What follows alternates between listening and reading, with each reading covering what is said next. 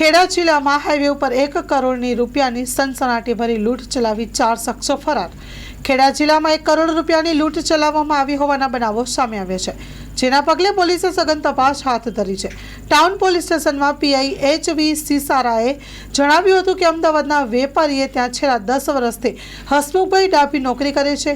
ગઈકાલે સાંજે તેઓ નડિયાદ બેંકમાંથી 1 કરોડની રોકડ રકમ ઉપાડીને રિક્ષામાં અમદાવાદ જવા નીકળ્યા હતા, જે દરમિયાન ખેડા વિસ્તારના બેટડી લાટ હાઈવે પર ઇકો કારની અંદર 4 અજાણ્યા ઈસમો તેને આંતર્યા હતા। તેમની પાસે રહેલી 1 કરોડની રોકડ રકમની લૂંટ ચલાવી હોવાની ઘટના સામે આવી છે।